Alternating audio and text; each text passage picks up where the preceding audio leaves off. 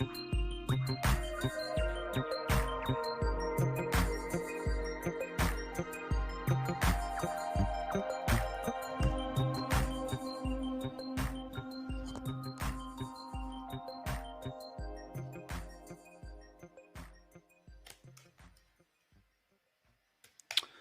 everyone, and welcome to this session, to this humanitarian talk. I hope everyone is with me. I will have the pleasure to exchange with my colleagues Lucas Pupulin, who is currently in a car on the direction to Lviv in Ukraine. So not sure he will be able to be fully connected. So we have also with us Émilie Poisson. So Lucas, sorry, is the CEO of Impact Initiatives. One of the entity co-created by Acted. I will have also Émilie Poisson with us, who is the Deputy CEO of Impact Initiatives. We will have as well Fanny Rousset, who is the Executive Director of Convergence. You will explain to us, Fanny, all this in detail. And we also have the pleasure to welcome Marie d'Auvergne, representing BNP Asset Management. So I am Aurélien Donnet. I am the Vice CEO of Acted for Finance, Innovation and Investments. And we'll be talking today about basically the group of Acted, the different entities Acted has created in the last 30 years. And we will try to see how collaborating with diverse organizations can boost humanitarian assistance, effectiveness and efficiency to facilitate the transition from humanitarian to development, so meaning the famous nexus. It will be the opportunity to better understand the idea behind Acted's model and present the different specialized tools created by Acted to overcome key challenges and gaps we identify for the last 25 years within the aid system. As we'll see, such initiatives became sisters entities of what we can call the Acted Group. Each of them will be briefly introduced by our speakers today, and all aim at achieving one simple goal: to break down silos and leverage capacities for a more impactful and efficient aid delivery to the most in need. So I shall start by introducing what we could call the Acted Group. The whole story began between Peshawar and Kabul in 1993, where Acted was created to respond to a forgotten crisis. It's now been almost 30 years since Acted is active on the ground, delivering humanitarian and development assistance to 20 million people in 40 countries. Throughout the years, we have endeavored to operate without any preconceived agenda, constantly pushing ourselves to think outside the frame. Thinking local and acting global has become our motto. In a nutshell, we believe that humanitarian action must rely upon human potential and local knowledge to catalyze change, deliver better, and deliver together. We've materialized this pragmatic vision by launching several initiatives which have now become Acted's sisters organization. To quote them, Oxus, Convergence, and Impact Initiatives. I will have two of them today around the table, so very happy to present you this all in more details. So we have now one global framework and 4 interlinked tools to be more agile and more flexible than if we were just one unique and single entity. So we believe it's quite a unique model in the sector, and we wanted to present it a bit more. So we have Acted, created in 93, as I said, to provide a timely, efficient, and impactful humanitarian response. We have Oxus, not presented today, but it was created in 2005 as a microfinance institution to go beyond grant support and offer loans to micro entrepreneurs. We have Convergence, created in 2008, represented by Fanny, as a platform to build new synergies between private, public, and solidarity-based actors to promote and accelerate the sustainable development goals. And finally, we have Impact Initiative, created in 2010, a think and do tank to conduct research in crisis-affected area and support better decision-making in the aid sector. They all converge by leveraging each other's capacity and by aligning towards a common purpose. That is to contribute to a zero exclusion, zero carbon, and zero poverty world. It all started with the belief that to tackle the 21st century challenges and to provide a better humanitarian response, we need to go beyond relief support, mobilize a range of complementary tools, actors, and resources. And today we will talk about these tools and these actors and these resources in order to break down silos and leverage capacity towards a zero poverty, zero carbon, zero exclusion world. So why the 3-0? Because it's no longer possible to dissociate individuals from their environments and territories in which they evolve and on which they depend.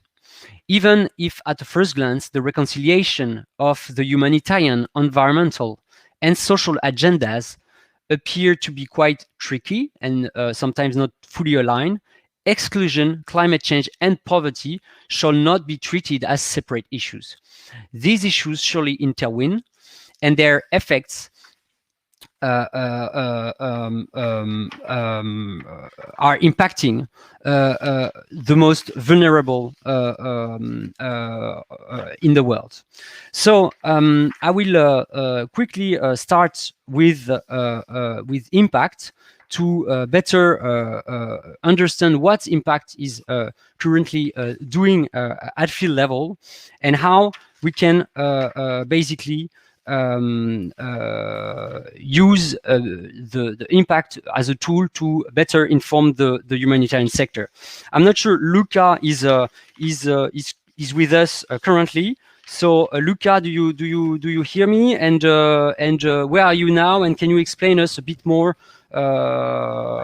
what is impact, why it was created, and how it can contribute to better inform the aid system, which is the first step to go towards this 3-0 ambition, meaning to be able to have a right capacity to assess and evaluate the needs. Please, Luca.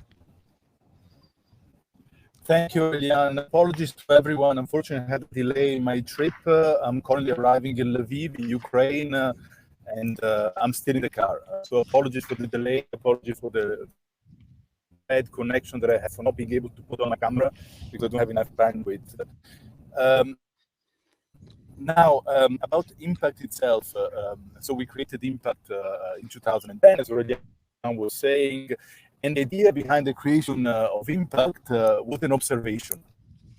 It was an aid act responding to humanitarian or other type of crisis struggled to gain a joint understanding of the context of the crisis or the situation where they operated.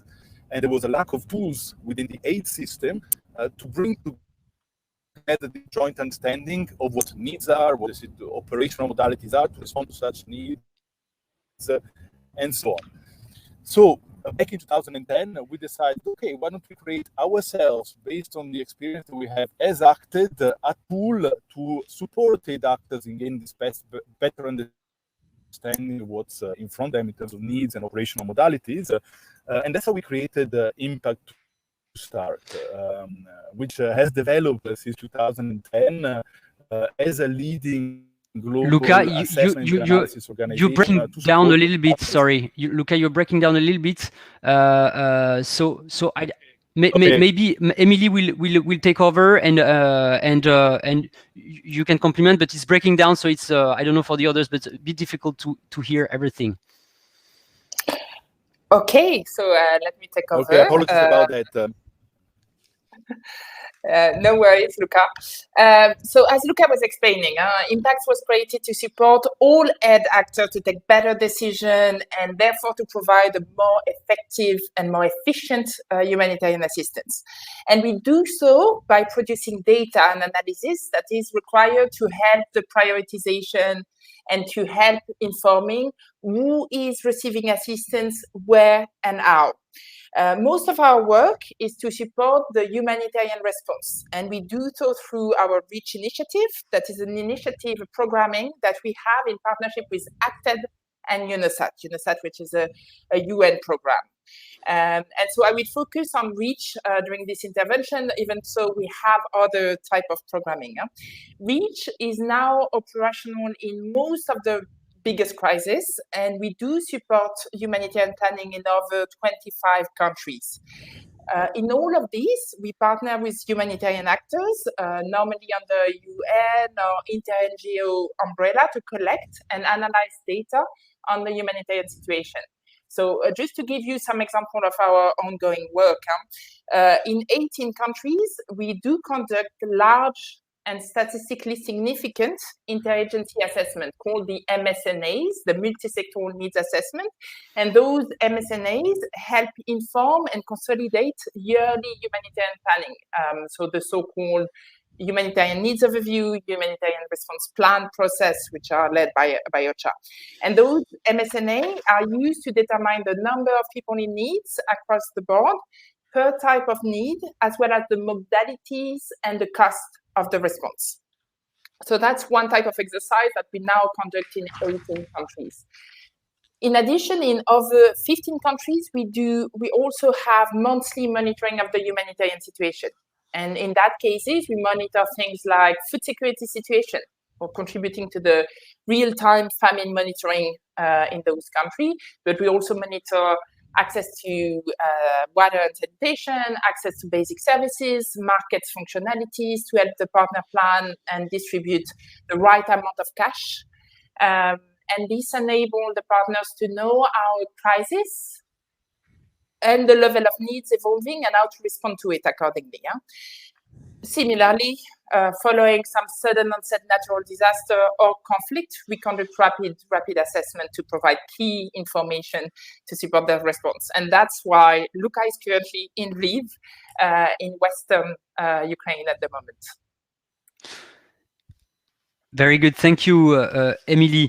If we talk about what is going on in Lviv and what concrete action are made by Impact Initiative to, as you said, better inform the system. So we understood that on one side, there is this MSNA interagency assessment to basically support the planning, the humanitarian planning. And on the other, it's more about assessing the general humanitarian needs. So can you give us a few examples of what is being done in Lviv? Not sure Luca is on, but maybe Emily, you can tell us a bit more what has been done doing impact initiatives in Ukraine.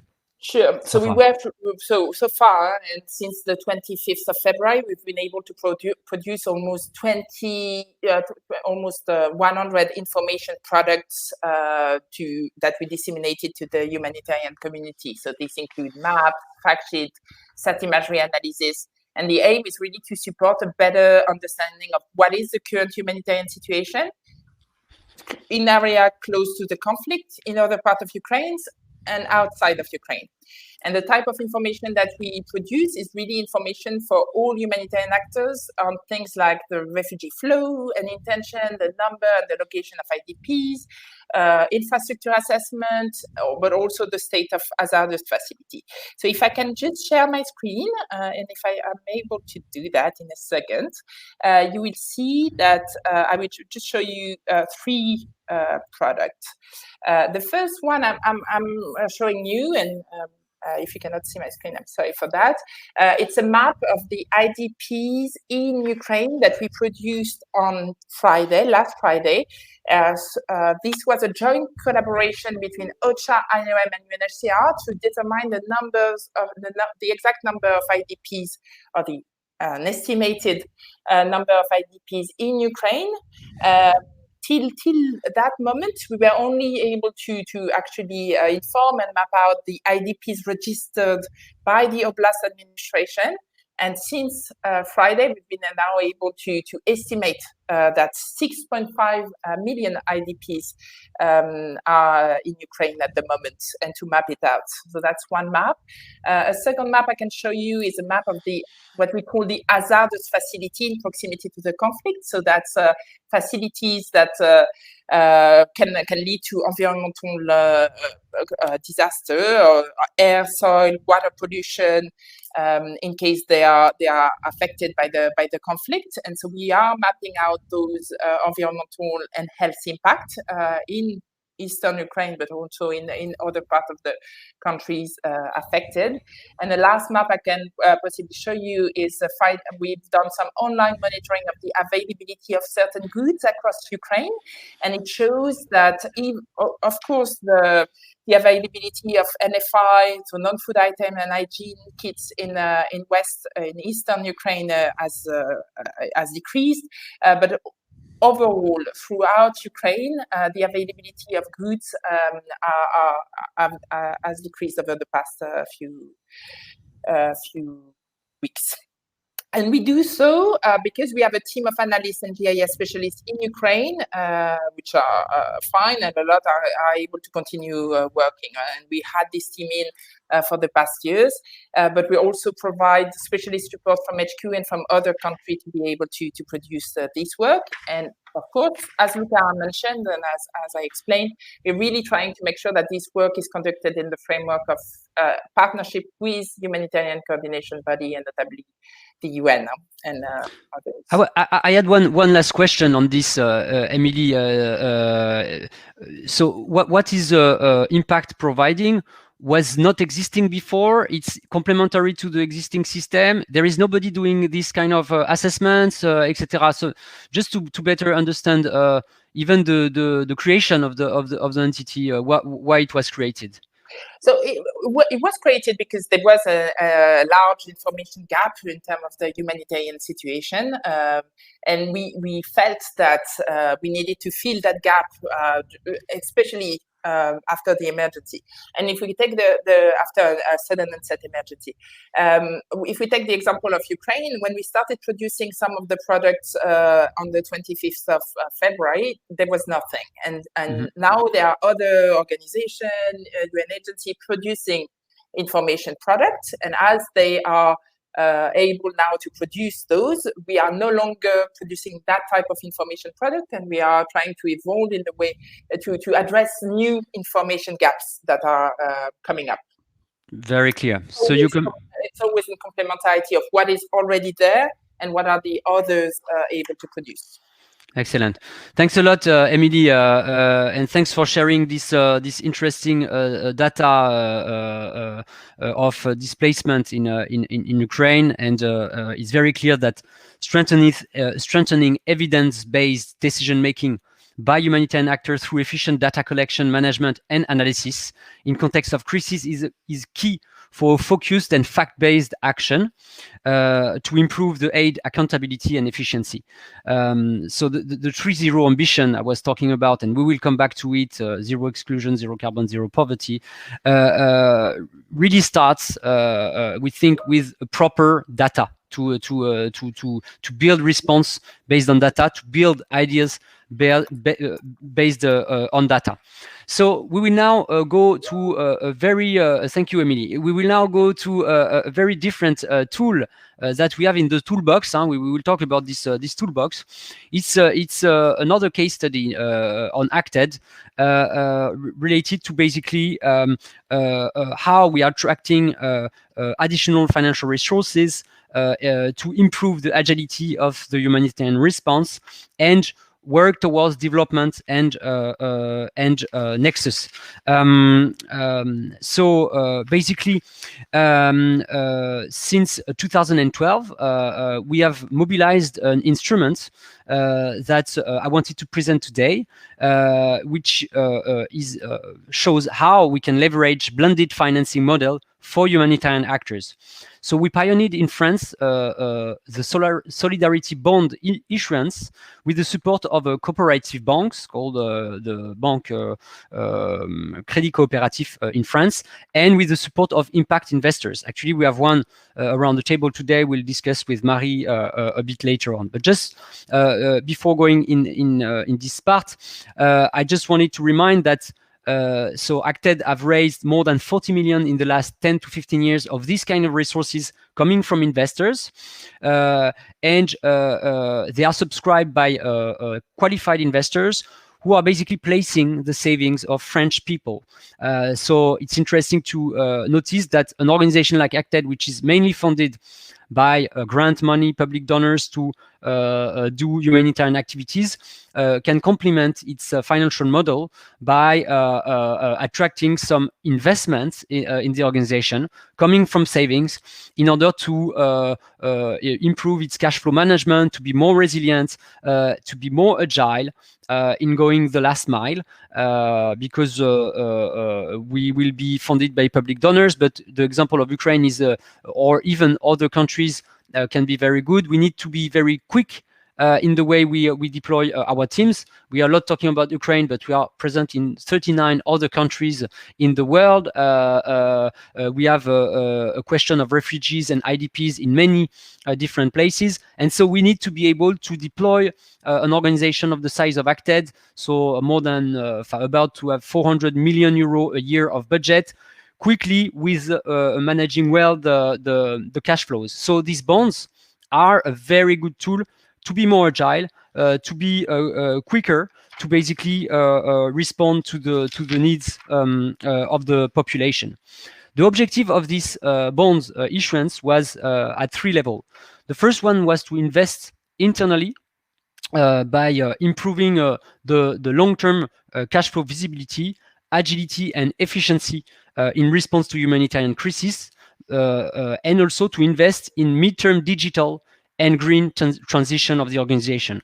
So for the last 3 years, 4 years, Acted is doing its carbon footprint analysis to evaluate its impact on the environment, and is a lot investing into green activities currently.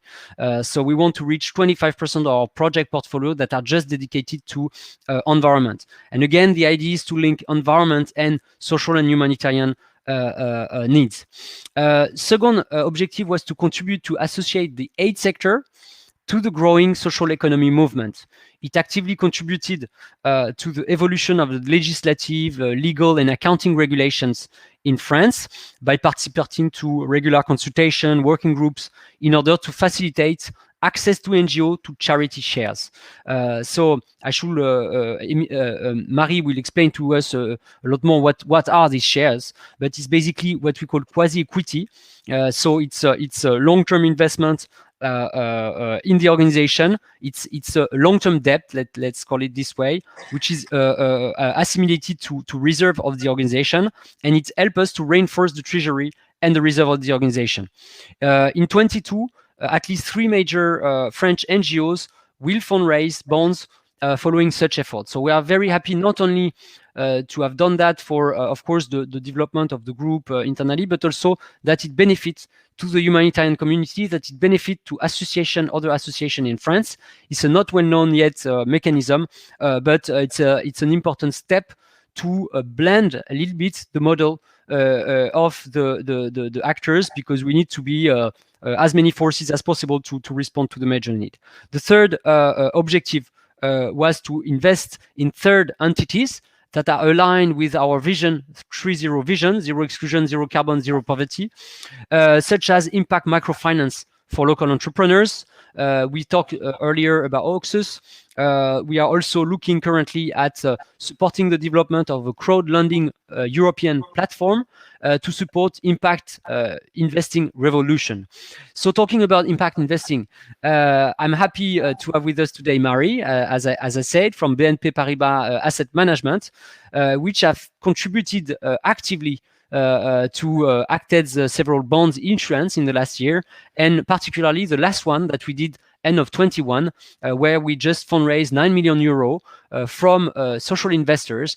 And Marie, can you, so we have an audience maybe for more, we are a part of this humanitarian forum, so the audience might be surprised to see an impact assets investor around this table. So can you tell us more about this mechanism, how long you've been investing into Acted, and why? Yes. Thank you, Aurélien. Maybe first a few words about BNP Paribas Asset Management, because we are a key player in solidarity finance. We are developing and managing solidarity funds to finance and support the growth of non-profit organizations and non-listed social businesses. And today we have a team specialized in solidarity investments, and we have invested 158 million euros in 33 companies and non-profit organizations. So more specifically, we invest in different sectors of the social economy, such as housing, employment, accommodation, health, etc., but also in humanitarian organization, and this is why I'm here today. So with these funds, we have been financing and supporting Acted since 2013. So how do we do that? How do we finance non-profit organizations? You brought the answer, Aurélien. We use a special tool because we do investment. We don't do philanthropy. We have to invest. And this special tool called titre associatif in France, but which can be translated to roughly solidarity bonds or social bonds, are specific bonds tailored for non-profit organizations. It's a long-term loan that lasts at least 7 years. The repayment is at the end, and the interest rate is capped by the law to be sure that it stays accessible for such organization. And what is very important to understand here is that the investors, such as us, we cannot ask for the repayment. It is a non-profit organization that decides when it can reimburse the bond. So you can understand that it has a lot of advantages. First, as Aurélien was saying, it enables a greater equity. Secondly, the repayment date is chosen by the NGO. And as you were saying before, Aurélien, it provides the NGO with a long-term cash flow visibility. So you can rapidly respond to humanitarian crises while still investing in long-term projects. So these funds are really complementary to public funders because they're not linked to specific projects. They can finance the whole non-profit organization. So we have invested in Acted for the last 10 years, and we recently invested again in December. Because first, it's a well-known non-profit organization. Acted is widely recognized among the international humanitarian funders. Moreover, the business model is proven today with a relevant mix of resources. You mobilize public, private, and solidarity-based actors. Over the years, we also have appreciated the quality of management and the transparency of information.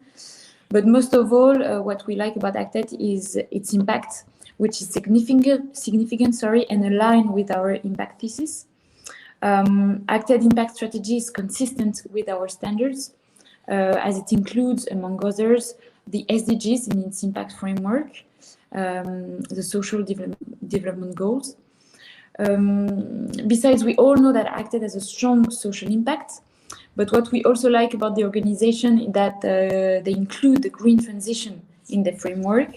For example, the team has been publishing for several years now its own carbon footprint and has a clear roadmap on the way to lower its carbon emissions. So for us, investors, fighting against exclusion and poverty and fighting at the same time against carbon emissions is really the way to have a global and lasting impact. So within BNP Paribas Asset Management, we are really working towards the development of this solidarity finance. And we call today for the development of this tool the titre associatif, social or solidarity bonds. They're not really well known in France. But several months ago, a new step has been taken in France because these kind of tools are now eligible in life insurance projects and contracts. So this will result in more funds dedicated to solidarity investments, so more funds to non-profit organizations. So if you are interested by this kind of tool, Aurélien and I, we are really willing to discuss a bit more about that. Thanks a lot, Marie, for this. Maybe just a few words on what you just said, and maybe to link it back to the 3.0 ambition pushed by Acted. Of course, to do a lot, we need resources. We need a mix of resources. So we've been talking about words that we are not used to mention in our sector because we are non-profit. Equity, business plan. So we call it equity, but it's reserves. We don't have, of course, shareholders, etc., etc. We are a non-profit organization, but it's not because we are non-profit that we are not economic actors, economic operators. And an economic operators, even though non-profit, need to really take care of its resources, maximize the use of them, and be resilient to any shocks. So, for example, during the pandemic, when we had to do big changes of, operational changes, etc., these kind of bonds are really useful because it gives us a bit of freedom, to be not only dependent on the humanitarian usual cycle of funding, which might be a bit short to ensure long-term development plans. And so that's an excellent way to complement. And it's a bit, let's say, fueling in the end this ambition of 3.0. I mentioned that there is internal investment, but also external investment. So Acted is now looking at starting to work with an ecosystem in the 3.0 environment, entities that share the same principles that the organization, to support them, to invest in these entities, so that we have an investment of our treasury which is aligned basically with our mandate and with our willingness to bring solutions to the ongoing issues that we are facing. So I think it's a good way now to transition to go and discuss about convergence with Fanny, who is with us.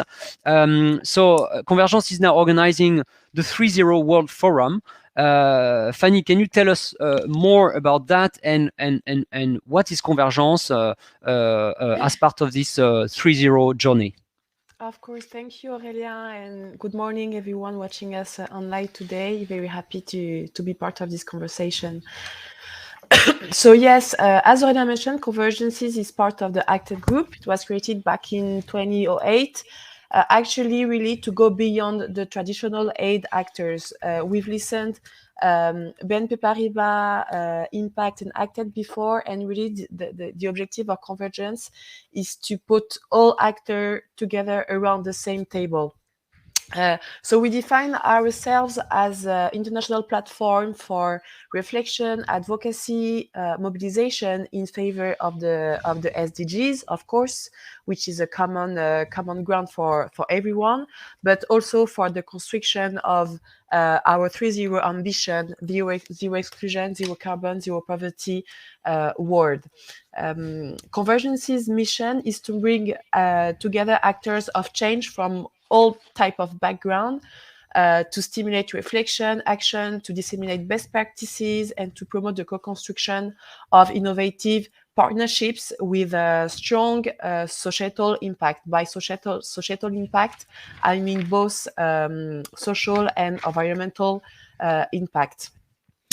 So to do that, we rely on more than 500 partner organizations worldwide, gathered in working groups to co-design soft activities. I'm saying soft activities because we will design forums at local level and at regional or international level, publication, and develop mobilization projects toward youth, for example. So since 2008, we've had 14 editions of our World Forum in Paris, and about 15 local forums worldwide on countries where conflicts and crises are striking. But I will get back to it. So why creating convergences back then?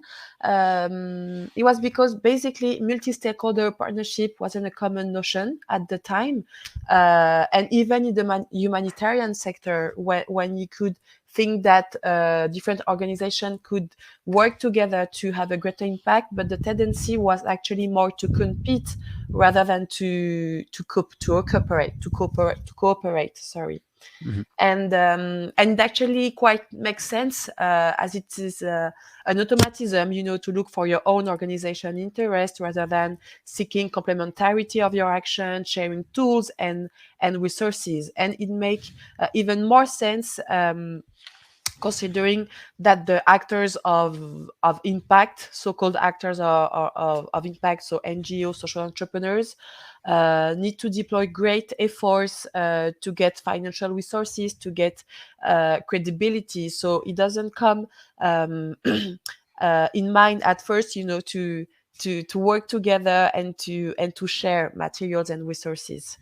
But we strongly believe that impactful partnerships, even to collect funds together, for example, makes even more sense actually. So you are all familiar with the whole consortium methodology, but convergences goes beyond, because we really are about having actors that are usually excluded from the conversation. Even nowadays on the humanitarian sector and the field, working together has become a trend, and it's a good trend, of course.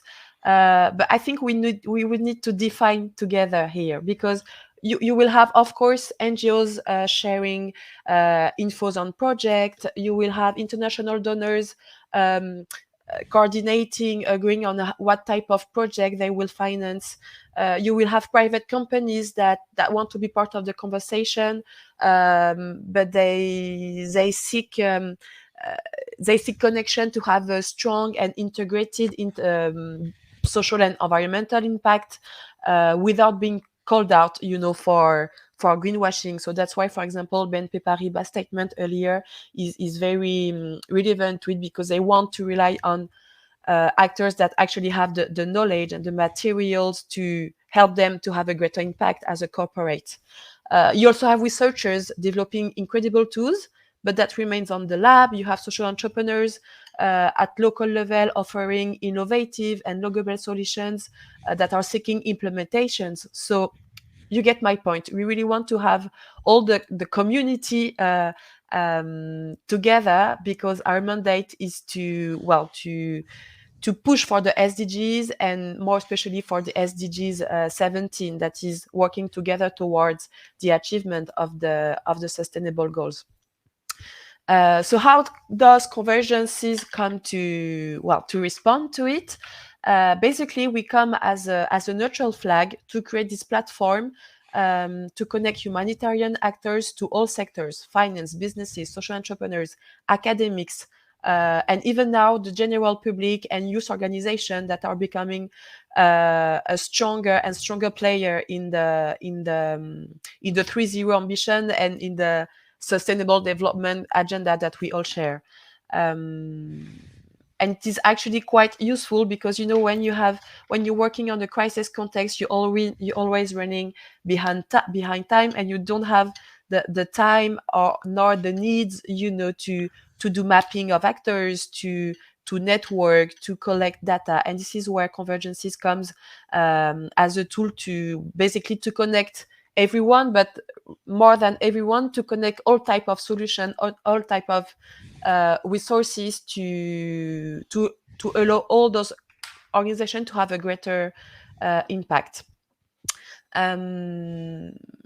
So we are basically here to provide actors with different background, a common ground to dialogue, to work together, to leave their own interest aside, to have a longer shot vision. And just because we think that complementarity is more powerful than competitivity, or just to move in silos, So concretely, how does it work? As I mentioned before, so we gather more than 500 organizations, members of our working groups worldwide. So worldwide, we are a smaller organization. So worldwide for us at the moment, it concerns 15 countries. We work closely together with ACTED, but also with other organizations that come to us when they feel that the spaces for civil society are challenged and reduced. So we will compose those working groups, making sure that they are representative of all sectors, and we will give them soft activities. That's what I was saying before. You will give them a pretext to get together and to speak from a common voice. So they will collectively design agendas for the forum to make sure that our events actually addresses the needs of the sector, that we can have everyone we want in the conversation, and not to just come in, launch another event speaking on humanitarian end, but not making sure that we are addressing that we want to make sure that we had good consultations and that these activities will respond to specific needs. And they will also come together to co-design, co-edit publications on different thematics. Could it be social entrepreneurship? Could it be microfinance? Could it be digital inclusion? The working groups will be decided what they want to push forward together, and it's quite a tricky and interesting exercise actually, because at first everyone will come here to say, okay, I'm this organization, this is what I do, this is what I seek, and what can you do for me? And we are not here to say this is what I can do for what we can do for you, but more what can you do for each other. And along the process, people really get connected, and it works as a very active network actually. So if I take an example on how the forums and the working group can be useful to the humanitarian sector, let me pitch a little bit one of the forum we had in 2021. It was online because of the pandemic in Gaza, in the occupied territories of Palestine / Gaza. A region where that conflicts have striked for decades. And we were approached by civil organizations, civil society organization, to conduct working groups and a forum on digital inclusion as a lever for sustainable inclusive growth. This forum was made quite a surprise at first for many actors, but it actually gathered more than 5,000 attendees online. We had 40 speakers, both from Gaza and the West Bank, which was a challenge, to have this connection happen. And this forum is actually quite a good illustration, Aurélien, because it created linkage and initiated a network in a context where the civil society space is strongly challenged, where organizations are, just struggling to implement their daily activities.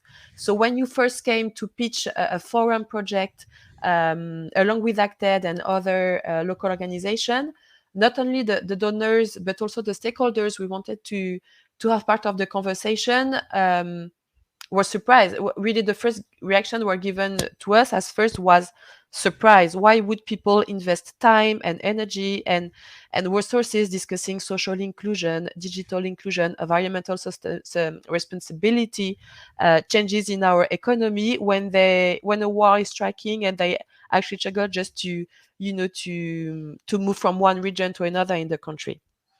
That's a very interesting point that you're mentioning, Fanny, here. Is how to join this agenda, I'm just providing a bit of testimony here, but I must say that when we discuss with our teams, there will be a convergence forum, etc. And when we discussed among NGOs, as you say, the reaction was, okay, we have other things to deal with. It's not the subject now. We are talking about humanitarian project intervention, etc., etc.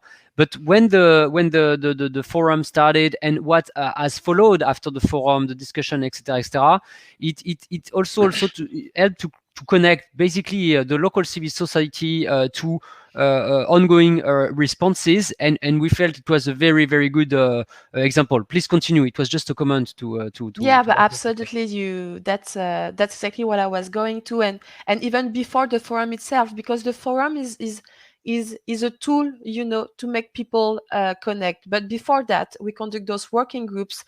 They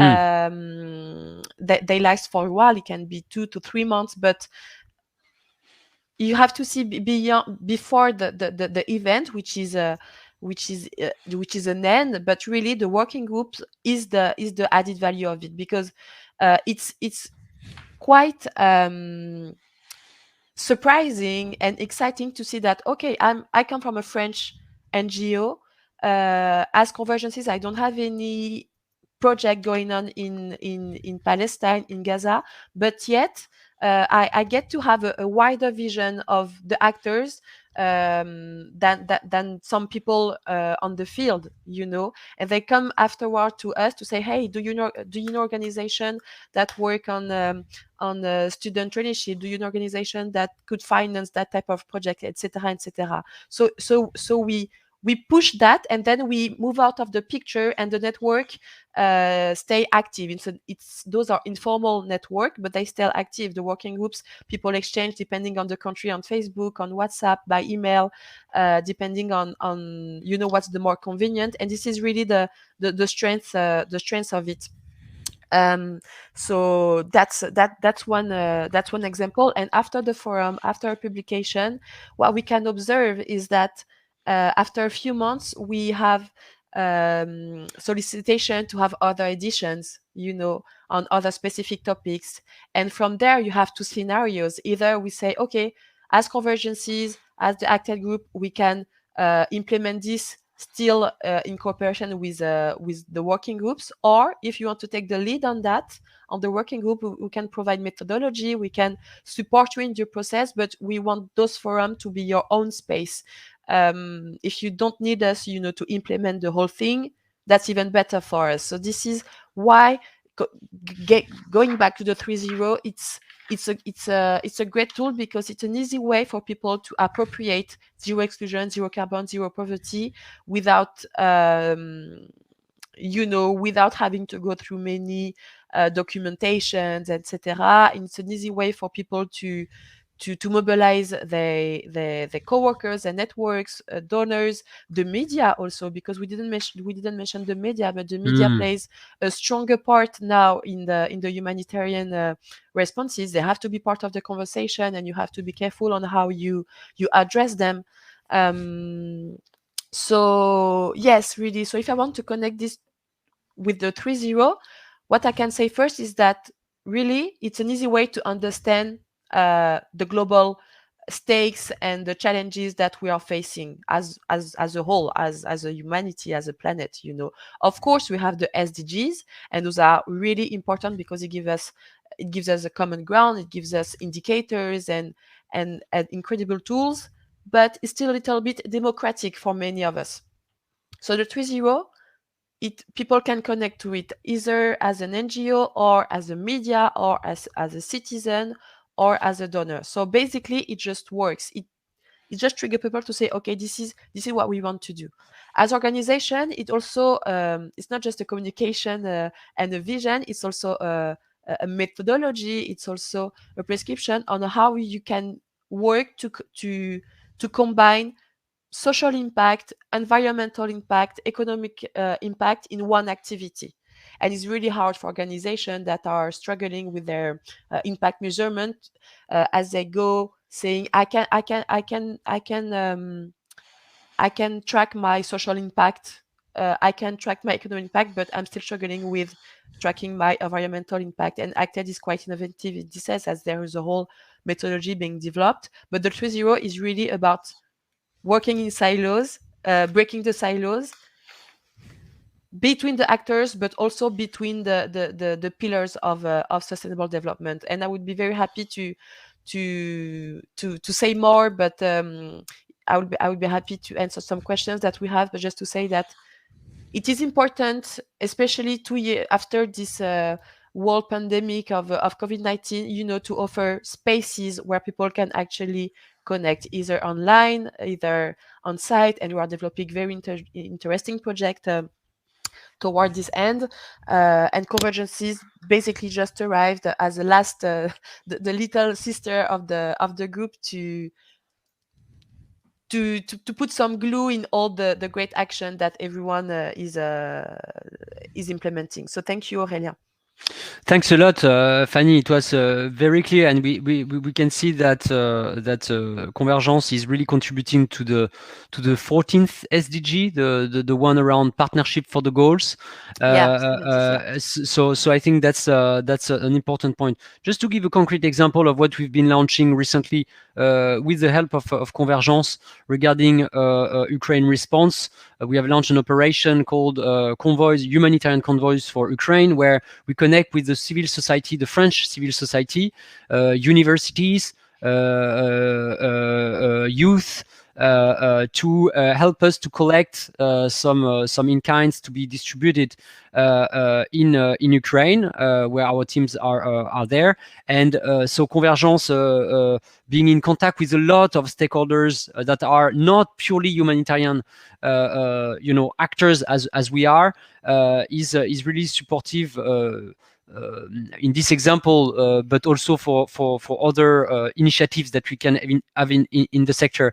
And so that's really interesting to see this link that we can create around an emergency. We also have a partnership with a private sector company who is helping us with the trucks, logistics company. So it's really good to see that we can connect dots, we can connect organization when there is a need, and it can go really to this social economy movement that can look a bit far from the humanitarian sector to the humanitarian sector and do things together. So that's an important, very important point. And the other thing that I wanted to add is that this social economy revolution, we see it a lot in big capitals in Europe.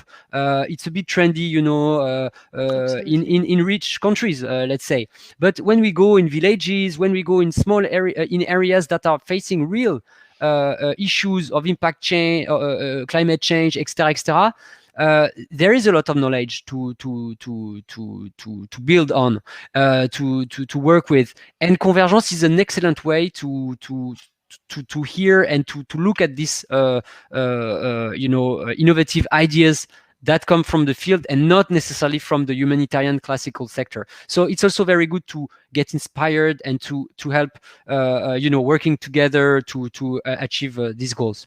I will just we don't have that much time left, but I see that we received some questions through Slido. So one of them is related to the bond issuance. Saying the solidarity bond, while a good idea in principle, does not seem to actually increase the funding pot for humanitarian interventions. So maybe I will take this one. So it's a complementary resource.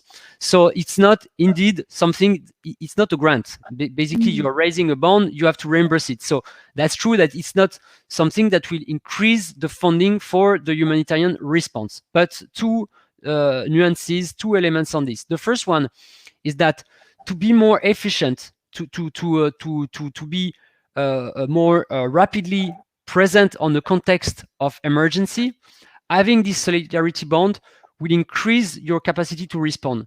And if you increase your capacity to respond, you will be able to